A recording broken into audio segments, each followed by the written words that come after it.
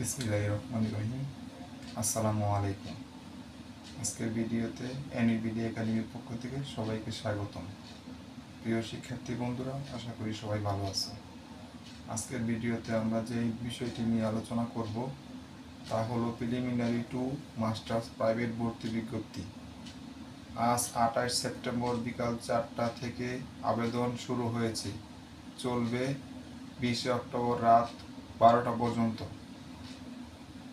এখানে প্রতিটি কলেজে প্রতি বিষয়ে আসন সংখ্যা 1000। অনলাইনে যে আবেদন আগে করবে সিট তার। ডিগ্রি পাঠিত 3টি বিষয় থেকে যে কোনো একটি বিষয়ে পিডি পড়তে হবে।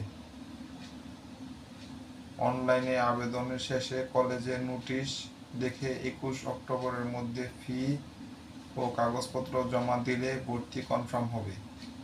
বিজ্ঞান বিভাগ ও সমাজকর্ম বিভাগ ছাড়া সব বিষয়ে ভর্তি হতে পারবেন।